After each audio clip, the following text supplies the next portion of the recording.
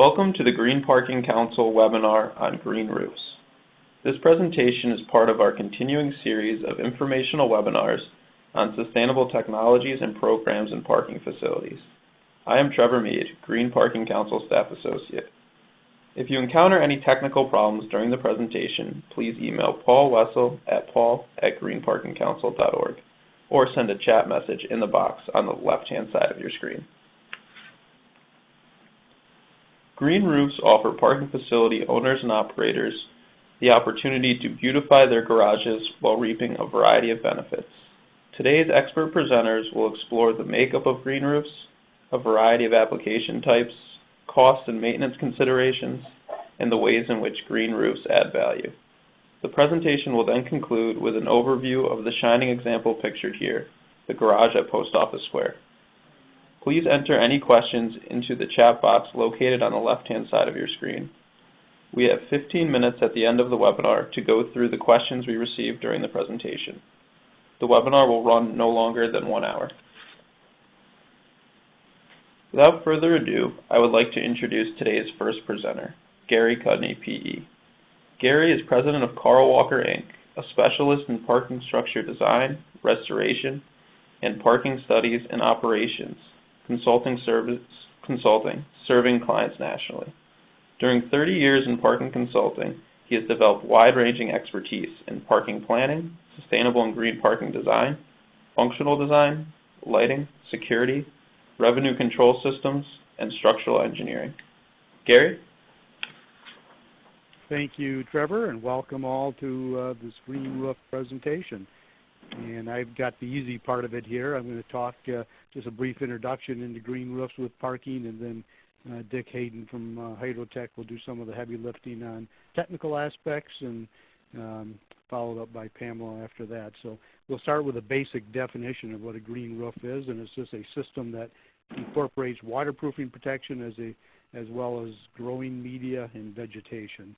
So you're probably familiar with the waterproofing protection as a membrane on the roof of a parking structure, and the growing media is the soil that the planting grows in, but it's not topsoil or typical dirt. It's just generally an engineered material that, again, Dick will go into some detail on, and then oftentimes the vegetation or specialty plants that are selected for the exposure that they'll have on a rooftop.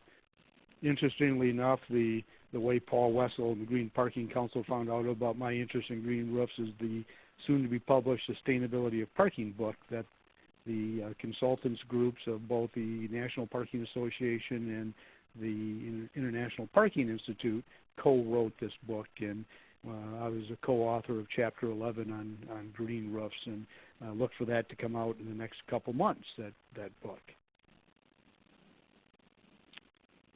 Okay, there we are. Advance the pages. Some of the applications for green roofs. The top picture shows the State of Michigan Capitol building in the far background at the center of the picture, and these are some state office buildings across the street with a big underground parking structure beneath all these buildings, and the green roof on top of it is a pedestrian plaza as well as an entry to all the buildings. There's roof gardens. Also, we'll show some examples of parks and recreation and play fields as part of a green roof, and that could be on top of a above grade or below grade parking structure, or on the top of a building where there's usable space beneath the green roof. Some examples of green roofs over parking structures. I really like Millennium Park, which is the picture on the left. We didn't happen to design this project, but I like to visit it. One of my sons got engaged there. I like taking my grandkids there. And one of the landscape architects, GGN, we're currently working with them on another project that I'll show here in a few minutes. And that's an intensive green roof, meaning it has extensive use of plants like trees and lawn and that type of thing beyond a sedum type plants, which shown on the picture on the right, which are extensive green roofs. And that picture on the right is of the Red Deer Parkade up in Alberta, Canada, and there's a ramp going to the top level that's covered with the green roof, and we'll speak to that again in a moment. Both of these projects were new parking structures. where the green roof was part of the new construction. You can also have had green roofs go on top of existing buildings where it has to be retrofit in, like the City of Chicago City Hall. The picture here is of their green roof. And interestingly enough, Chicago in the Midwest is probably the city that's most adapted or adopted green roof technology, and it's being promoted and even required by city zoning standards, and they've gone so far as to put it on top of City Hall. Of course, the green roof with the growing media and the plants weighs more than just a membrane, so you've got to design for that extra capacity, design in the drainage profiles so that the irrigation and the water that's stored can be adequately drained. You've got to provide access to the roof for maintenance, and sometimes there's even public use on a green roof, and then you'd need to deal with life safety requirements of the code to allow people to go up on the roof. For instance, in this case, you'd need handrail around the perimeter for life safety, and you need stair and elevator access up to the roof as well. There's a lot of benefits with green roofs. This slide will speak to the benefits to the owner of the facility. The next slide will talk about the public or societal benefits. But you know, it's very difficult to get parking approved these days in this economy and this market, and there seems to be a lot of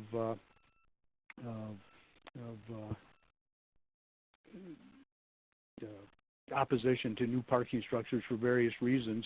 Well, if you put a green roof on top of the parking structure, or even bury it so you can't see the parking garage, it helps get parking facilities approved with those better aesthetics and hiding it from view. The picture on the lower left, that's the Kansas City Performing Arts Center, and out in front of that, the green grass there is atop a 1,000 space underground parking structure. So this provides a beautiful front lawn in front of the Performing Arts Center. So this can help brand the parking facility and create a marketing benefit for the garage. It might even help you increase your parking rates.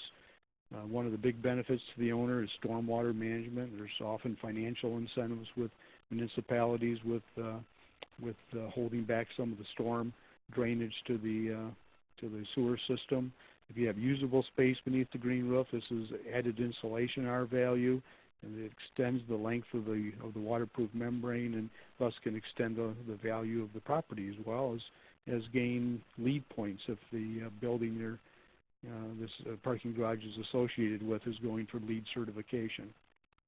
Some of the benefits for society at large include the reduction of the urban heat island effect. You may be aware that the center city is often 5 to 7 to 10 degrees warmer than the surrounding rural areas because of the amount of asphalt and rooftops that reflect the sunlight and create the added heat in the city center. And the more roofs that you can make green, you start to reduce that heat island effect. I mentioned the stormwater management advantage, but that's not only an advantage financially perhaps to the owner, but it's of great benefit to the municipality that most have overtaxed storm water systems, and if you have a way to hold back 50% of the rainwater on the roof in a peak flow period following a rain event, that's a great advantage. It also, with all the plantings in urban areas, can improve air quality, place for urban habitat for everything from birds to bugs and so on, and provide a public space up on the roof of a building. Obviously, there's some things you have to consider. I mentioned the increased loads, the weight. It has to be designed into the structure. You can't have higher capital costs, your first cost of the green roof, but this can be offset with life cycle cost advantages of the waterproof membrane lasting longer, for instance, and the financial advantages from stormwater management. And because of the specialty waterproofing and planting and irrigation up on a roof, you have some maintenance considerations, as well as you want to make sure that before you bury the membrane that it's not going to leak, and Dick will speak to that in a few minutes. We want to make sure you have an experienced team, everything from the designer, the parking consultant, the landscape architect, but also to spec a high-quality waterproof system and have a contractor that has experience in installing these systems to make sure that they're done right. A few project examples that we've been involved in. This is Museum of Science and Industry in Chicago. The picture on the left, get the arrow to work here, has this large parking lot or had a large parking lot before the parking garage was built, and they needed more parking, but they also wanted aesthetically to return this parking lot to the way it looked when it was built for the Columbian Expositions, World's Fair. So the museum dates back to that time period. So the parking garage was built in front of the museum, and the red outline shows the outline of the buried parking garage. This is a ramp that goes down into the garage, and they got their grass lawn out front, which is used for picnics and so on for attendees. This area down at the south end, the east end, is where there's a buried World War II German submarine. That's a very popular exhibit, and hydrotech did the waterproofing for the walls and the plaza level for that area. Now, this is the University of Iowa. Ramp 2 parking structure is currently in construction, and this is a children's hospital. This plaza area or park is atop this underground parking structure. So there's 4 levels of underground, 650 spaces of construction. You can see the trees here on top of the parking structure. In this case, there's a lot of berming and so on for aesthetic reasons. A lot of trees are planted on the top, so there's extensive use of foam, like up to 4 feet thick of lightweight styrofoam on top of the concrete structure, and then there's the engineered growing media on top of that.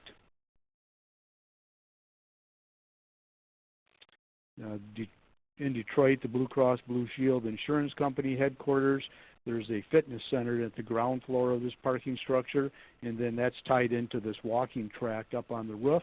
The area off the track is a sedum intensive green roof that's not for public use, but more for aesthetics, both for people that are walking the track, but those that can look down on top of the parking structure from adjacent high-rise buildings. This is the Red Deer Parkade.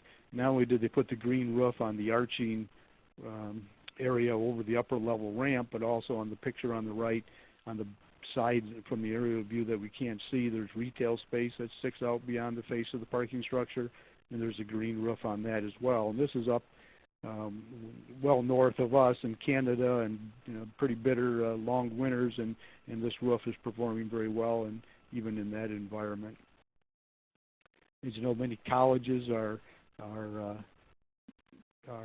squeezed on space, and if you can add parking beneath a play field, whether it's an intramural field or a soccer field or something like that, you can get double use for that same area. So green play fields atop a parking garage is another use, as well as the entry area and drop-off and parking lot in front of a residential building.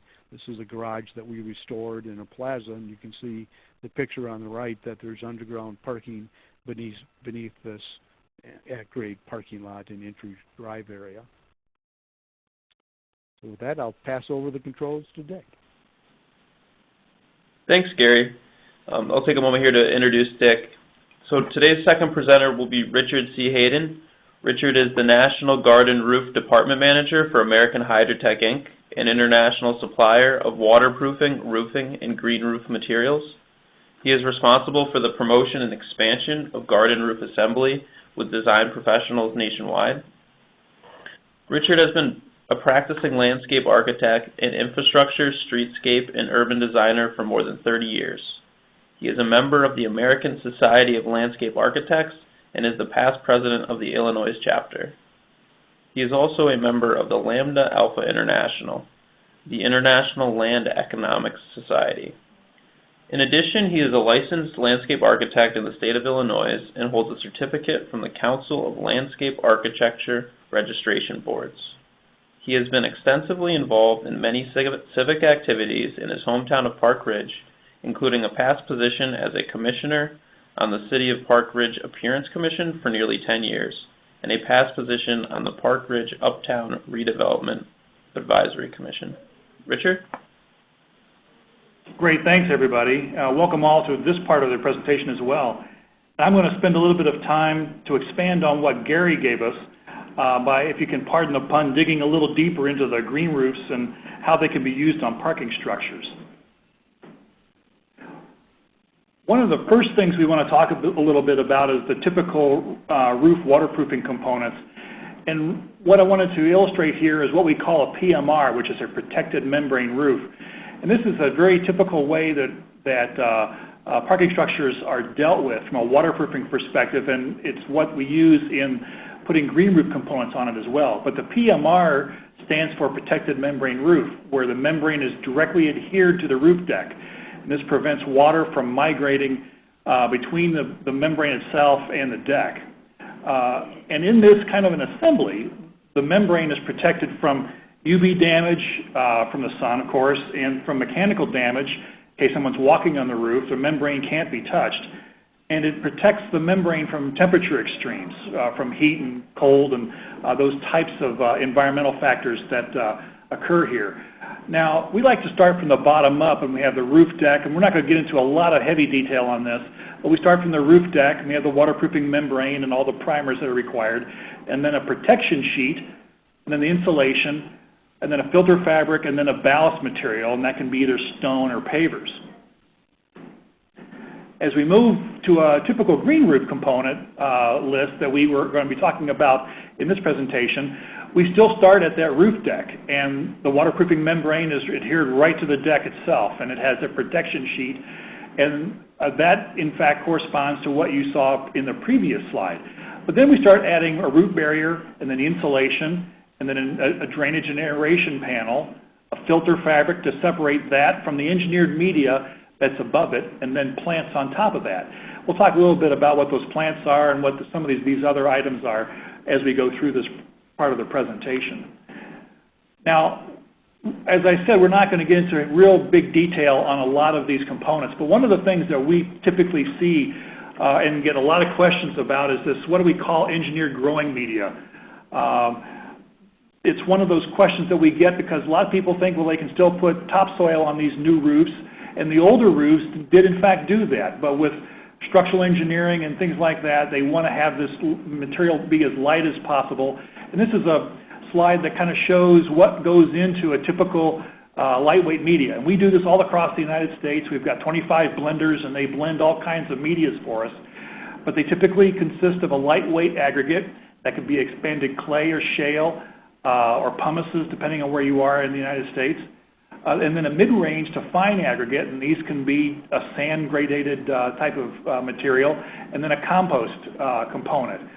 And these proportions are dictated by what we're looking for and how much water we want to pass through this and the intended plantings. And it provides a very stable material for use in a green roof that won't shrink and provides all the things a healthy plant needs to grow and thrive. Now, one of the things we wanted to go through here is the categories of green roofs. And the way we look at it in the practice that we have across the United States are three different types. And you're going to see examples of those, and you saw them in Gary's part of the presentation as well. It's the extensive, and then that's the thin system, and then the intensive, which is anything above we consider 6 inches. But in the middle, there's this lawn component. And all three of these systems have different requirements, different plant materials that are used, and different installation and maintenance requirements. So let's start off with the extensive green roofs. This is what everybody really assumes happens on most green roofs, and in fact it's probably true, but we're seeing more and more of the lawn and intensive systems. But the extensive systems are those thin systems from 3 to 6 inches. They are very light. They can be very easily installed. But the vegetation tends to be relatively simple with sedums and other types of perennials. But you can do grasses, you can create meadows, you can do all kinds of plantings on this that are adapted to a thin system like this. These are the systems that we see a lot of engineers and landscape architects and architects and communities, in fact, use these for stormwater management activities. Here's an example of an extensive roof that's used on a canopy. And you could see this at any kind of a parking garage. This happens to be at a library in a suburb here in Chicago, where it's a very thin system, happens to be set up on posts, and it provides that extension of the entire green roof that was on that particular structure. Now, as I mentioned before, this middle ground are these lawn green roofs. And these are areas that if you didn't know that you were on a parking garage, you would never know it. This upper photograph shows a project in Evanston, which is on top of a parking structure that this became an enormous amenity space for that particular condominium. The one down below is on a large plaza space, a green roof over an underground parking garage, and provides that great lawn component for that particular town. Now these are typically deeper medias. These are typically 8 to 12 inches, and you use the regular lawn like you would use at your home or in an athletic field. And once established, you maintain these just like you do an at-grade lawn. Here's an example of one in Milwaukee at the Discovery Museum, and you would never know that there's parking all down below this, and they treat this just like any kind of a lawn surface. Now, intensive green roofs, and Pam's going to show you an outstanding example of that in Boston, but these are the ones that provide enormous capability and amenity spaces for the owners of the building and the tenants and the people that use these buildings. They are much deeper. They can go anywhere from 8 inches or 6 inches all the way up to 4 and 5 feet deep, depending on what you're trying to grow there. Typically, we see them in the 8 to 12 to 24-inch range. They start getting into some structural design capabilities that allow for trees and shrubs and perennials. Anything you can do at grade, you can pretty much bring to the rooftop. They do require maintenance like any particular at-grade landscape, including irrigation and regular maintenance activities. Now here's one. This is an intensive green roof in a suburb of Chicago, just north of us here on the lakefront. This is the Church Street Station. And you can see above this particular parking deck, this was just converted into essentially the amenity space for this condominium. And you have everything that you would have at grade. You've got lawn, you've got intensive plantings, you've got this gazebo space, you have seating areas, you got pavement and things like that. It becomes a very popular space for the tenants to gather when they have that kind of time. Now here's another project. This is over a parking structure at North Park 400 in Atlanta. This is one that became a very popular amenity space for this particular development. And you can see that all of this is a very gridded off type of a development or a landscape treatment. This is all built over the parking deck itself. And it creates an environment like this, and these tenants don't know that they're over a parking structure. And that's the beauty of developments like this and improvements like this, that it creates an environment that really does allow people to get away from everything. Now, Gary mentioned some of the benefits of green roofs, and one of the biggest ones that we see is it does protect the waterproofing membranes. One of the biggest benefits, it can make your green roof last, or your membrane, your waterproofing membrane last a lot longer. It does capture and hold stormwater, and that's a common trait to any green roof that's been constructed because each one of them has the ability to capture that rainwater within the media, within the drainage systems that are there, and it allows those stormwater facilities to be lessened down at grade. It saves money in that respect on those stormwater elements, and it creates that green space, and it creates that value to the users, but it can actually increase real value for the owners. We see FAR increases and things like that on certain projects depending on what the municipality is looking for. It does clean the air, and it does cool the surrounding area, provides habitat for wildlife. We see all kinds of animals nesting in these, birds especially, and then we have a lot of projects that are being used for urban agriculture, for food production. Now, I mentioned stormwater management, and this is actually a graph that a lot of engineers in the audience will understand. It's a hydrograph, but this is describing mathematically how this works from a non-ballasted roof and a vegetated roof. The key component, or the key concept to pull away from this, is to think of it like a sponge. And a non-ballasted roof will release the water very quickly, but a vegetated roof, because of its media, because of the components that are used, and things like that has a delay in the time that it releases that water, and also reduces the actual volume of the water that is released. So this is a very basic chart that shows conceptually how that works, but I think of it like a sponge. And at Hydrotech, we actually do this for a lot of engineers, architects, and landscape architects. We have a software package that takes all of the different medias that we have. We've probably got about 75 different medias that we use across the United States, and it puts it into a program with the other components that we use, and then blends this all together with the local climate data, and it generates those numbers that the engineers and architects are looking for use in their stormwater management plans.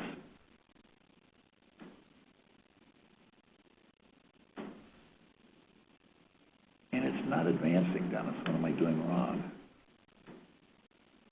Hang on just a second, folks. We're having a... It did advance here. Oh, it did. Okay. Are we on the... why is that? Okay. Well, right now we're on the slide with the gentleman with the... hang on a second. I'm going to go to my hard copy so we don't lose track here. I apologize for the technical glitch here. Right after that picture, we have a slide entitled Managing Owner Expectations. One of the challenges that we have is that when we deal with owners, is that they have this vision of what a green roof really should be. And one of the things that, and we want to make sure that those are all matched up. And one of the most basic owner expectations that everybody really expects is that this roof must not leak. And so there are a number of ways to make sure that that doesn't happen. And the testing that occurs there are two different ways to do it. It's a 48-hour flood testing, where they actually put dams up around any particular part of the roof, fill it full of water, let it sit there for 48 hours and see if there are any leaks that occur. It's a very expensive, very time-consuming process. But what we see more and more happening these days is what we call electric field vector mapping. Now, for myself, this is like magic, but this is an amazing process. It's very fast and accurate. It relies on electronics that are created in the membrane and the map, or in the deck itself. And it can occur, they can do this after the installation of the green roof components. So in the future, if there's an issue with the roof, they can go back up, test the roof, find out where that leak is, dig down specifically and find it, and then repair it, and then move on. Another part of managing owner expectations is he wants a high-quality installation. And so looking for a manufacturer that has an experienced and approved applicator program is really important. Someone that knows how to put down membranes and insulation and all the other components required to give the owner an outstanding and high-quality installation. And that typically includes inspections and the various warranty structures that are available. Now, one of the things that we're going to start looking at costs, and it's all kinds of relative costs, but one of the things to think about is what are the life cycle costs? Because as we described before, green roofs can extend the life of membranes. And this is actually a study that was done by the Smith Group to be able to show how long various membrane components can actually last in the environment. And actually, I think this the roofs that they were evaluating are still in use. And as you can see, a high-quality membrane can actually extend the life of the structure itself, or actually extend the life of the membrane and waterproofing system. Now, going back to this managing owner expectations, is that we have to find out and understand what does the owner want as far as what's his finished goal. That top slide, or that top photograph, is a plug installation. And ironically, sometimes the owner wants something a little bit more instant. He wants that instant gratification. Well, that's something that needs to be discussed at the time that the plans are being put together. And then how much maintenance is expected by the owner, and what's his budget. These kinds of things make a difference in what kind of assembly is selected for that particular project. And then at the bottom of this is that what are the leverage costs? Are they going to get any FAR credits with this? Are they looking for LEED credits? And most importantly, in the things that we do here is that, are they going to be getting any stormwater management credits for this? Because they're making a large investment and they need to get credit for that investment. Now, some of these, everybody asks, how much do these cost? And this is such a highly variable and a highly charged topic. And this varies a lot. And this is the initial cost considerations.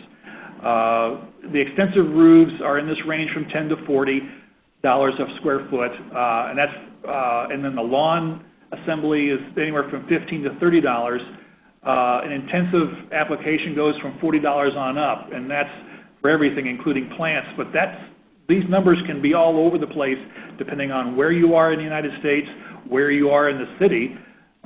Certain projects, because of their nature and the height, for instance, requires, do they have to have a crane? Can they get it up to an elevator? Is this a new or existing roof?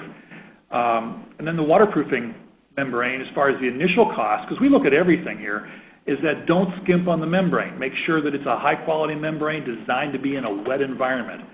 And then the question ends up being, and that goes to what they're going to be using this for, is this an intensive or an extensive assembly or a lawn assembly?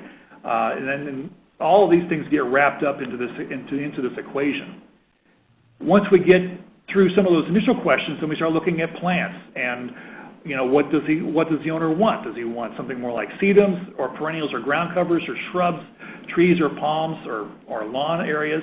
And then what format does that come in? Everybody's seen lawns that have been installed with sod rolls. They come on pallets and they roll it out and the lawn's done. It's that instant gratification. Well, that's being done right now on a regular basis for roofs, both in using sedum carpet or in a tile format as well. So it's very much like putting down a lawn that you would do at grade. You can actually do at the roof. And then irrigation, that's one of those things that everybody says, well, do we need to be irrigating these? And yes, irrigation in some fashion, having access to sufficient water is so very, very critical in the success of these assemblies and the success of these projects. And then green roof maintenance costs. The access to the roof can affect those costs. Do they have easy access? Do they have to go through stairs and hatches or doorways? And then again, intensive versus extensive green roofs have different maintenance requirements, and lawns have even different maintenance requirements because you do have to mow that surface. And then planting types. Here you're seeing the three different planting techniques that plug installation up on the top right corner and then carpet on the bottom left and tile on the bottom right. These all affect the different kinds of costs that you can incur. And then irrigation, of course. We see a lot of spray irrigation. We do see a lot of drip irrigation. And then temporary irrigation, as you see that gentleman installing there in the lower left, that's all part of the normal part of establishment of any particular green roof. And with that, I'm going to turn it back over to Trevor. Thanks, Richard. Today's third and final presenter will be Pamela C. Messenger. Pam joined Friends of Post Office Square in 2007 as general manager, providing direction and management of the garage at Post Office Square and the Norman B. Leventhal Park, a first-class mixed-use real estate project in Boston's financial district. Before joining Friends, she spent 20 years as a senior real estate paralegal and department administrator at Palmer & Dodge, LLP. Pam is a director of the Downtown Boston Business Improvement District and serves as chair of its Capital Improvements Committee. She is also a member of the New England Women in Real Estate, an associate board member of A Better City, and serves as vice chair of the Broxford School Committee. She is a graduate of Wheaton College and holds an MPA from Suffolk University. Pam? Hello. I'm sorry I was late, and I'm glad I'm here now. I was asked to join this webinar because I believe that I manage the prettiest green roof in the country. And we have a few people who might agree, but we also, it's a great example of a green roof that was built before that phrase was even coined. And in many ways, it was built as a parking structure and then a park on top. And the idea that the park was the roof of the parking structure has only something that we've started to now link together. But at the time, it was really thought of as almost two different construction projects. but it's much more fun to think of it as a green roof now. There's some pictures here of it. I want to show you this picture. What did I do? This picture right here, the before picture, it is a black and white shot, but trust me, if it were in color, it wouldn't look much different. This was Boston's financial district, the heart of the district for 30 years, from the late 50s to the late 1980s. This was an entire city block that was covered by a 3-story above-ground, municipally owned parking structure that I don't think had a dollar or a minute of preventative maintenance done to it since it was built. And by the early 1980s was starting to literally fall apart, crumble, and was woefully inadequate for the boom that was the then Massachusetts Miracle that you might have all heard about. We were desperately in need of more parking in the financial district, and this particular garage was not serving the purpose, and it was a real eyesore. And in the mid-1980s, a man named Norman Leventhal, for whom our park is now named, he is one of Boston's premier developers. He developed this building up here, which was the former Federal Reserve Bank in Boston, into a luxury hotel. And it became very clear once this opened as a luxury hotel that this could no longer be its front yard, and that this was something that had to go in order to make Boston truly a world-class city. So this is what it looks like today. This picture was actually taken a year and a half ago from one of the neighboring roofs, and even though it's the time-lapse photography with the lights here, it's a very adequate presentation of what this green space has now done for the city around it. This is a color picture of the old garage, so you can see that it covered the entire city block with absolutely no green in sight. And this was taken, this picture here, right after the park opened in 1992. The garage took 2 years to build, and the garage consists of 1,400 underground spaces on 7 levels. It opened in 1990. It has won every kind of construction and design award that is possible to win. It was the first time in America that a slurry walls top-down construction method was used. We never actually dug a giant hole because we're at sea level right here. The lowest point in the garage is 75 feet underground. It was built one slab at a time and then digging out underneath. It's been used, that technique's been used a lot in other areas since, but it was the first place that it was done here. And what it managed to accomplish was it put more than double the amount of parking spaces as the old garage, now underground and out of sight, which helped all of the area businesses. We created this lovely park on top, which has dramatically increased the real estate values of all of the buildings around it. It has given everyone in this neighborhood not only something great to look at out of all their high-rise windows, but also a place to go every day. We have over 1,000 people walk through the park every day, no matter what the weather, even if it's just a cut across the block. In the summer, these things that look like confetti on the lawn, those are people laying down. It's sort of a green beach all summer long. And all of this was done with absolutely no public expense. This was privately funded. We bought the land from the city of Boston with the understanding that we would do all of this, and we would do it at no public expense, and we would even pay real estate taxes. The garage underneath is a first-class operation. It's open 24 hours a day, 7 days a week. It generates well over $10 million a year, and that money is used to completely fund the park and pay back all of its private construction costs. We actually have we have lots of amenities. This is a shot actually inside the park that shows that we have an extensive lawn. We have over 20 trees in excess of 50 feet in height. So these are serious, they're serious trees. They are in no more than 4 feet of soil depth. There's no more than 4 feet anywhere on this property of soil. We actually don't have an engineered medium. We just have soil. But it's topped with grassy lawns. It's topped with this 140-foot long trellis. We have 2 fountains. Here's another aerial view of the park that I want to show you. There's 1 fountain. We have lots of perennial beds and shaded areas for people to sit. But we have when we have varying pathways and sort of extra areas where we've divided up. It's only about a little less than 2 acres in size, but it feels a lot bigger when you're in it because of the way it's been laid out. The landscape and the green portion of the park is 45% of the roof of the block.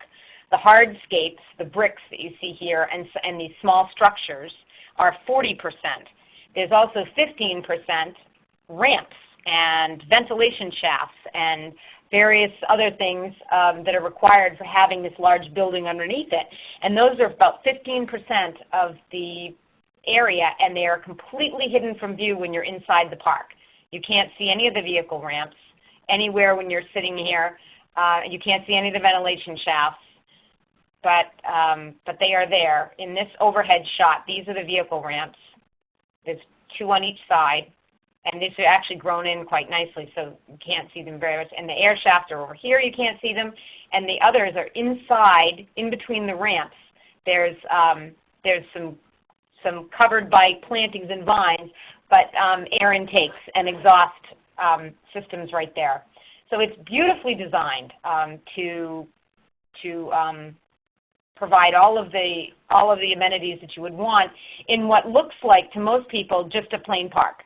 Many tourists have no idea that there's 7 stories of building underneath and an incredible amount of heat being generated by all of those cars, but we seem to mitigate it and have had great success with the park. The garage has been open more than 23 years. That roof, we have the PMR roof. We have never touched it, and I don't want to have to. I hope to retire before I ever have to do anything to the roof, except squirrel away money in a capital reserve in case I ever have to. But it was beautifully constructed, and as I say, it's provided a terrific oasis in this whole financial district. We have lots of stuff going on in the park all day long, and most people who go there, as I say, have no idea that they're on top of cars. And in terms of managing expectations of a place like this, we've taken many trees out over the years. Some do well, some don't. In order to keep the canopy from completely shading the area, we have thinned quite a few trees over time. We have to replace the lawn every few years. It's sod. But it isn't as expensive to operate as you might think, and we've managed to do it. We're actually trying to do most of it in a very green way. We've cut back considerably on any chemical fertilizers that we use, and we use it as an experiment to see how green we can get with it. We are challenged not having a lot of sun, but the trees are protected mostly by the canyon of buildings around us, so that even in the harshest weather, we don't have problems. So our slogan is Park Above, Park Below, and I would urge anybody else who wants to think about a green roof on a parking garage to think of it that way. You put your parking down below and you use the money up top and make something that everybody else can enjoy. So, and here's my last slide. There we go. There's just the before and after.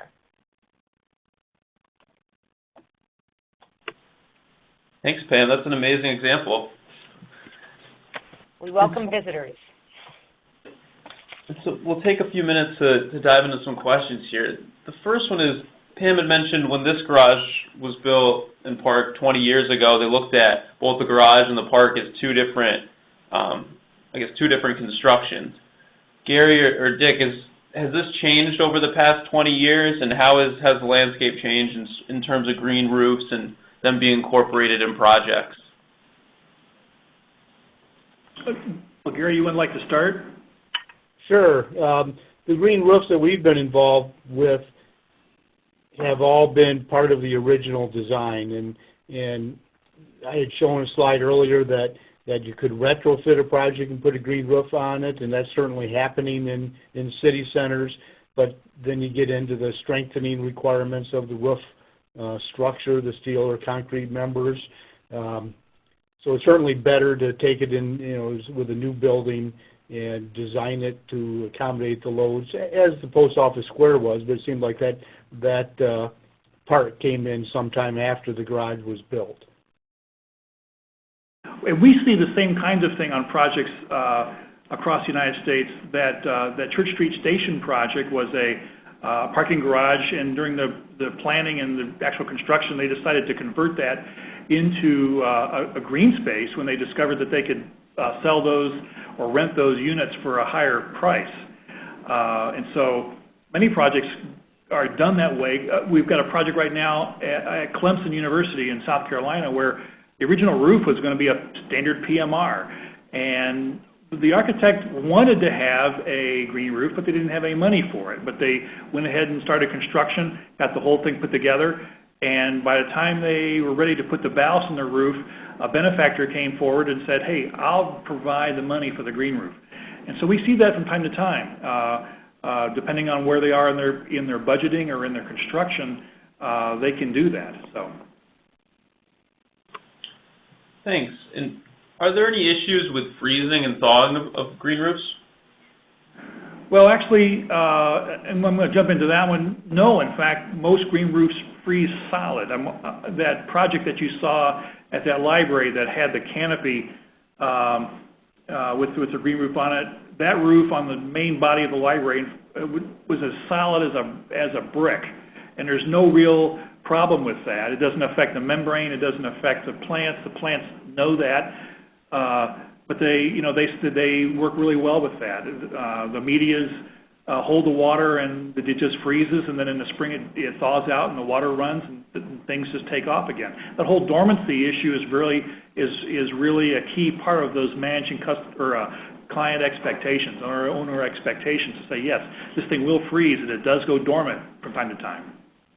And you do use double layer drains where there's a drain at the surface of the plaza if there's a hardscape or even a lawn, and then there's another drain on the same drain system that's down at the top of the membrane level, so that if there's water at the surface or at the membrane level, that it still drains away. And think about it, my yard is under 3 feet of snow right now here in Michigan. We're supposed to get an inch of rain today, and my yard is frozen solid. The grass does fine, and it will come back in the spring, and it's not much different on top of a roof. Thanks. We've got a question here for Pam. Are there any additional water mitigation issues for the garage at Post Office Square because the facility is below sea level?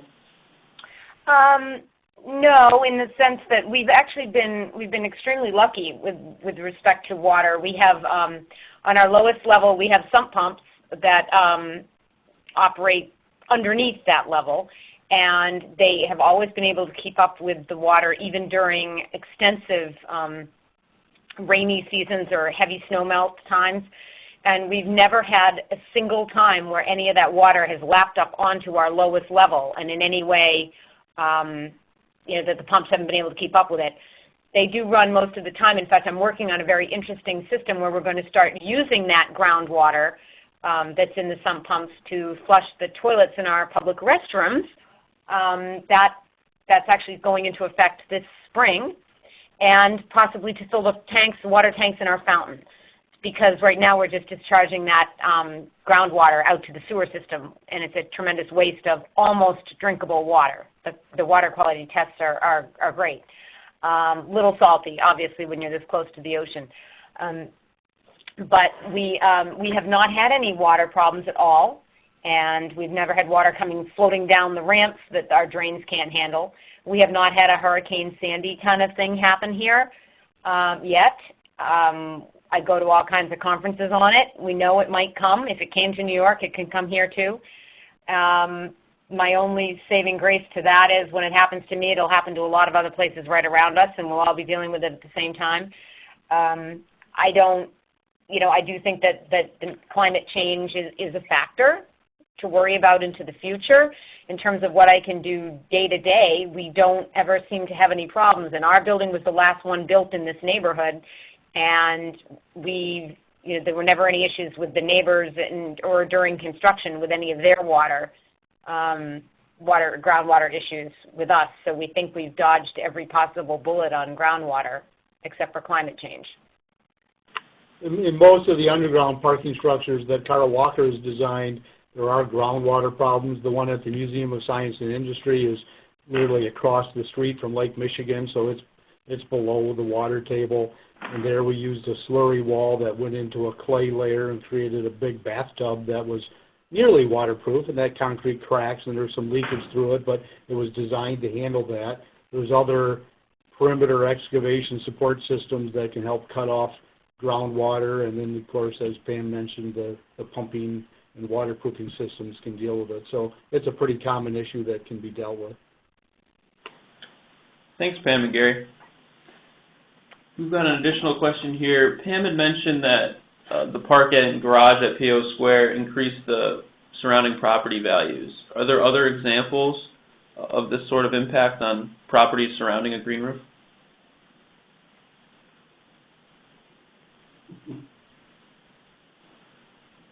I'm sure they are. I think they would increase the value of the property itself that has the green roof, but as far as studies that show how it improves the surrounding, I'm not aware of any particular studies. No, the Millennium Park project has been a real catalyst for a lot of new hotel developments, because that particular project, and I'm sure it's the same for Pam's project, has been that it becomes that core of the city. And in Millennium Park we have the Bean, which is an enormous structure or a sculpture that people come from all over the world to come see. And those types of facilities, when they're properly designed and marketed, become great magnets for people. And as a result, the hotels say, hey, I'm going to rent out hotel space to these people. And it does become, albeit anecdotal, you can probably call up the North or the Michigan Avenue Association and discover how many new buildings are being constructed that front directly out onto this great public amenity here in Chicago. Right. I can't imagine that many condos in Chicago that wanted to look out at the rail yards. Well, right. And in fact, that's exactly what happened in Millennium Park. That particular park covered the rail yards at the LaSalle Street station, and it became, which was basically a giant trench 30 or 40 feet deep, ran along Michigan Avenue. Well, they converted that into an amenity space and parking and things like that. It became a real draw for people all over the world.